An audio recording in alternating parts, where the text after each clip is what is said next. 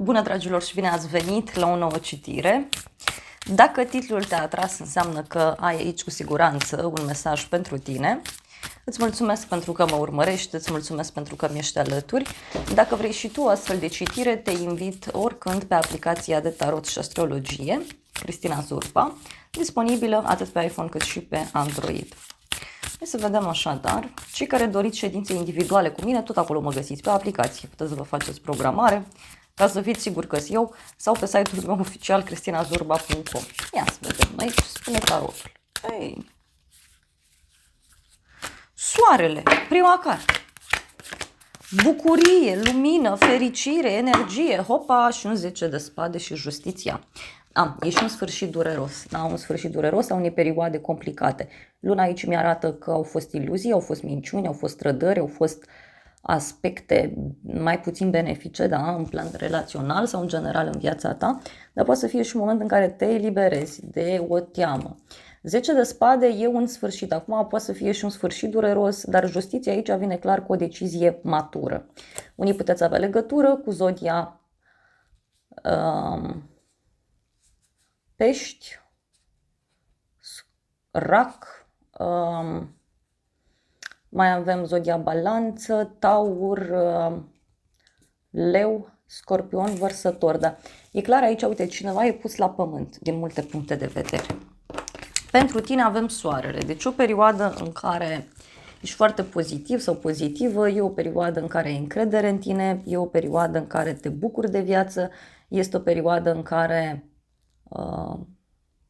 nu știu, crești, înflorești. Soarele, uite, poate să reprezinte și o etapă luminoasă din viața ta, este o etapă bună, productivă, poate să reprezinte și faptul că te însănătoșești sau îți recapeți energia, dar poate să însemne și că ești într-o perioadă în care vezi lucrurile foarte clar sau tu îi ajuți pe ceilalți să își clarifice viața, ești ca un soare pentru ei. Bun, hai să vedem totuși ce cu acest mesaj aici. Unii poate vă bucurați de un succes, de un proiect, poate e ceva legat și de un copil. Wow! Avem copilul și podul, da? Deci poate să fie vorba, uite, de un nou drum, un nou început, o nouă alianță.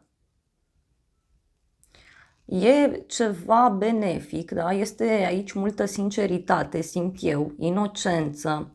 Poate pentru unii este vorba despre un tărâm nou, da? Un loc nou în care vreți să mergeți. Dar uite, văd aici și o surpriză frumoasă în casă, în familie sau pentru inima ta. Deci o perioadă în care, uite, anumite măști cad jos de pe față. Poate copilul tău interior strigă mult mai tare și începi să-ți dai seama ce-ți dorești mai exact pentru familia ta, pentru casa ta, pentru viața ta privată. Ca și inițiale, avem aici așa, inițiala L, G, R, M, C. Ce aceste inițiale sunt aici pe care eu le văd?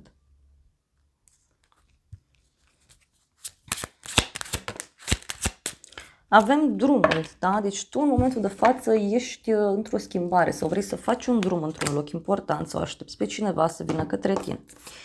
Pentru casa ta avem 5 de monede. Pentru casa ta 5 de monede înseamnă fie faptul că te simți abandonat, te simți lăsat deoparte, poate să însemne și un moment în care simți că ai o problemă, fie de sănătate, fie financiară, poate să fie și un moment în care pur și simplu simți nevoia să stai tu cu tine. Da? Dar văd și o senzație de singurătate sau de boală, da? Poate să fie o problemă aici. Wow, avem surpriză. E o surpriză care ține de o femeie sau de feminitate în sine. Poate să fie o surpriză legată de o problemă de sănătate a unei femei, dar și o persoană mai singuratică din fire care vine către tine și ți aduce la cunoștință o durere veche pe care o poartă în suflet. Un fel de sacrificiu pe care persoana asta l-a făcut. Wow, avem secera și norocul. Deci, uite, cineva care pune punct la o situație. Da? E un sfârșit brusc. E foarte mult noroc, e foarte multă eliberare. În curând, asul de spade, un adevăr pe care îl afli, o decizie care se ia. Asul de spade înseamnă și un nou început. poate să însemne și o regulă nouă, o perioadă în care vezi lucrurile mai clar, dar pentru unii simt eu aici că e vorba de o victorie sau de o persoană nouă pe care o cunoașteți. Aici e vorba de o persoană mai slăbuță, mai rațională. Este un personaj cu un caracter foarte bine pus la punct, poate chiar mai tăios, cine știe. În curând.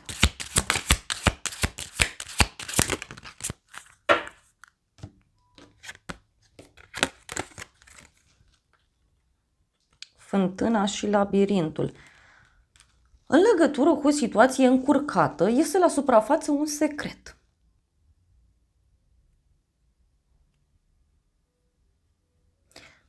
Ia să vedem noi ce cu situația asta încurcată. Uite, e un sfârșit.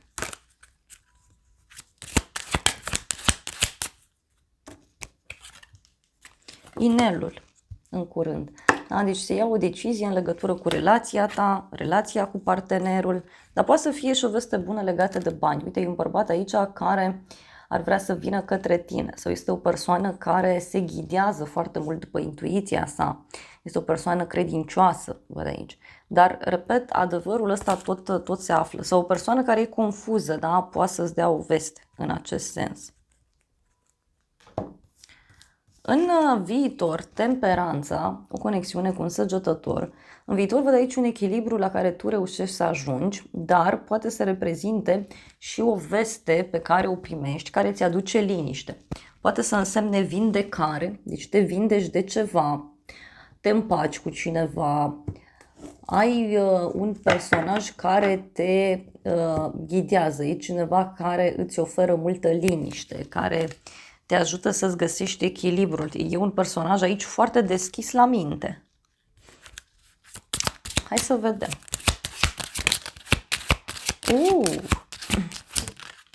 Da, în viitor. Pe de o parte văd o supărare, o problemă, pe de altă parte văd o bucurie. Poate să însemne și că rezolvi această problemă pe care o văd eu aici și care ține de ideea de casă, familie, stabilitate.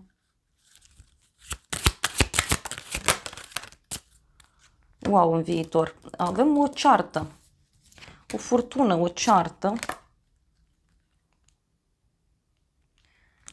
în legătură cu ceva ce se descoperă. Da? Descoperi ceva tu sau o persoană din jurul tău descoperă un anumit lucru. Poate să fie cineva care vrea să exploreze mai bine un anumit lucru și reușește și vine către tine și îți spune rezultatul.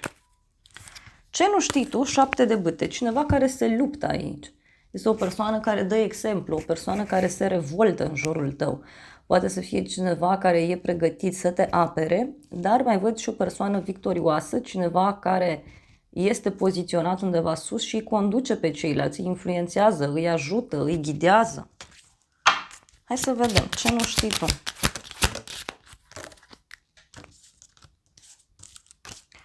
Hotărâre cu înțelepciune. O persoană foarte hotărâtă aici. Cineva care a luat o decizie cu foarte multă înțelepciune și are legătură cu a pleca, cu a se stabili undeva.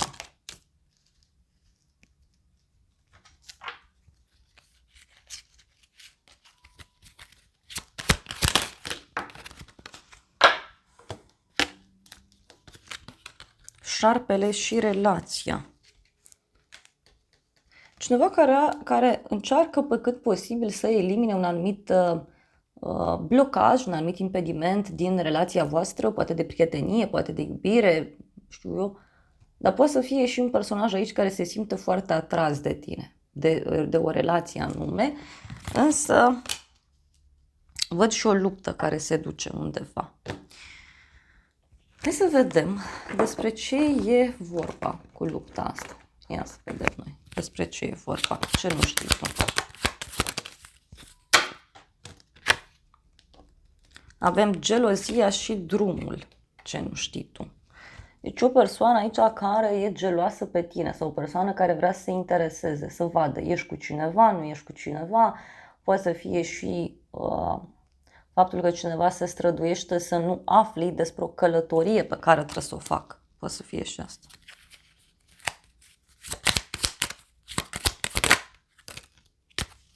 Și avem sfârșitul și surpriza. Ce nu știi tu e un sfârșit surpriză. Cineva parcă mai așteaptă puțin ca să închidă ceva. Un drum surpriză sau o persoană care îți face o surpriză de la drum.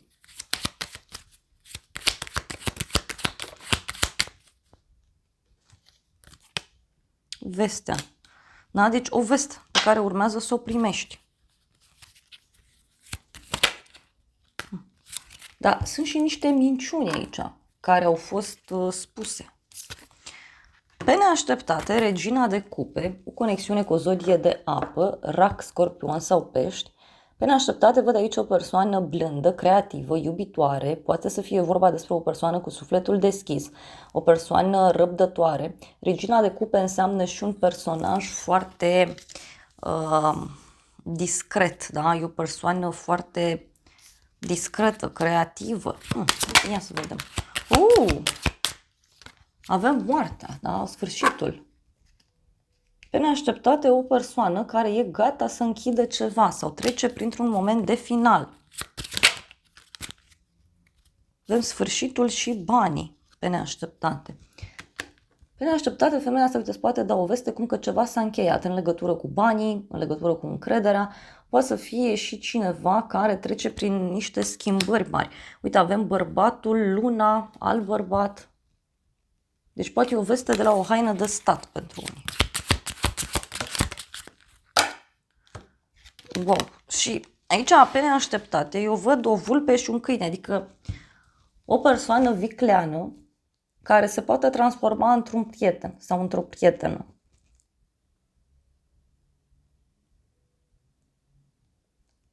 Cineva care trece prin niște schimbări foarte mari.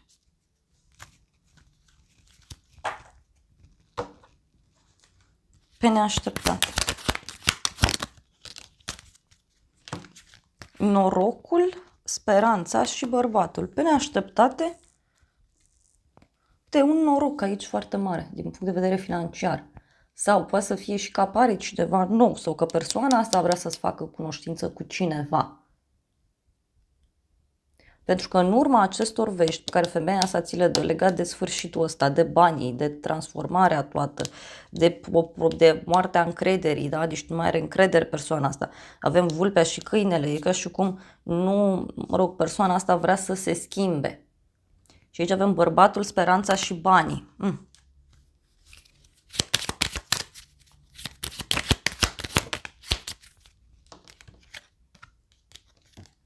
Avem boala și vizita. Deci cineva care, nu știu, vrea să te întâlnească sau cineva care vrea să-ți vină în vizită.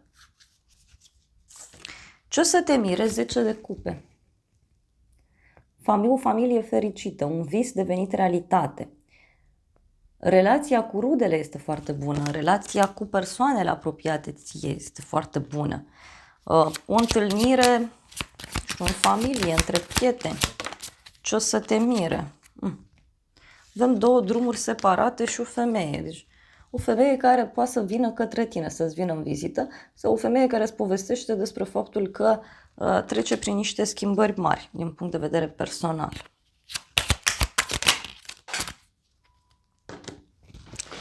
Uite, avem casa, ce o să te mire și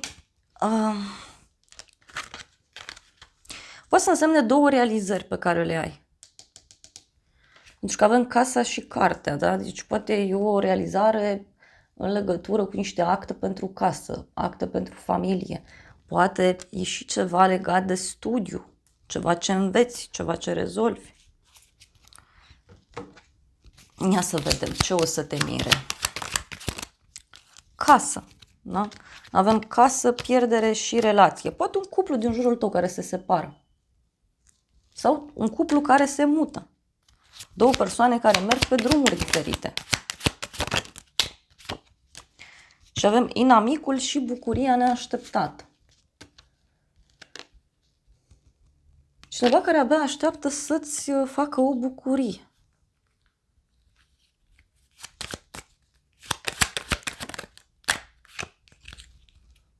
Femeia avem aici. Deci poate e ceva legat și de o femeie mai matură. Hai să vedem ce spune acest oracol. Wow! Avem lupul, da? Persoană puternică, dușmanul scrie aici. Și cineva mai singuratic din fire, mai rece, mai răutăcios și avem o femeie matură, o femeie supărată. Iar apoi avem oportunități casă. Da? Deci poate să fie cineva care nu vede cu ochi buni, nu știu, casa ta, situația ta. E și cineva care îți poate veni în vizită la o vreme de seară.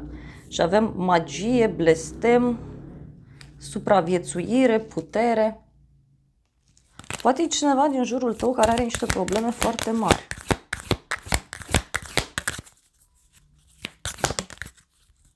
Și avem așa, succes, mândrie, coroană, pace, liniște. Deci în această situație se face pace, se face liniște și mai avem aici un bărbat matur. Mirele, da? Mireasă. Avem iubire, o nouă iubire.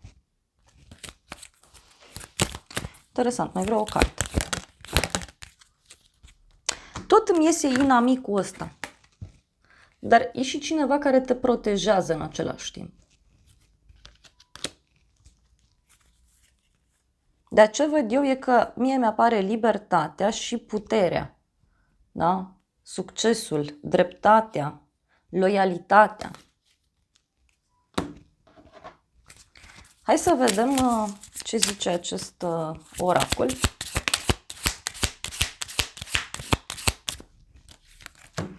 O relație karmică, atenție, sentimente, trigăre, resentimente, lecții, a lăsa deoparte și a te iubi pe tine. Deci poate e un moment în care ți se cere să lași ceva karmic deoparte și să te iubești pe tine. Că avem aici o secure, da? Și avem așa, despărțire, separare, a opri un pattern, abandon. Deci cineva taie răul de la rădăcină.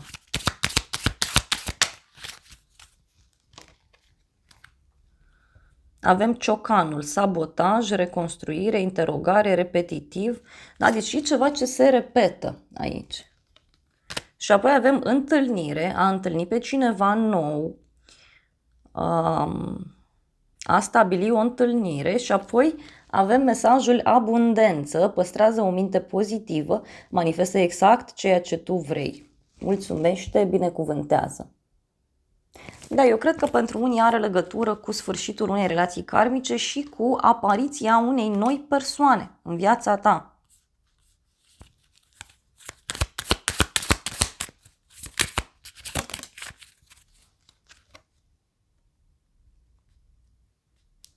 E un suflet, da, care seamănă foarte mult cu tine. E posibil să te regăsești foarte mult în omul ăsta. Hai să vedem ce zice și acest tarot. Avem așa, un bărbat brunet, nervos, cu dragoste, sau un bărbat brunet agitat, cu dragoste și cu tandrețe. Deci e un personaj aici agitat, gelos, da? Dar în același timp e cu dragoste, cu tandrețe. Poate pur și simplu omul ăsta are emoții și nu știe cum să se apropie de tine. E posibil și asta. Avem un sfârșit și o revelație importantă.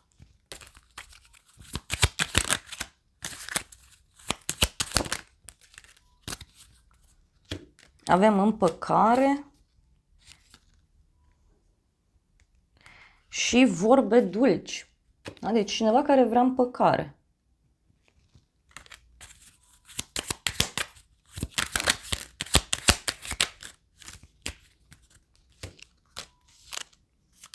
Avem speranță și vizită.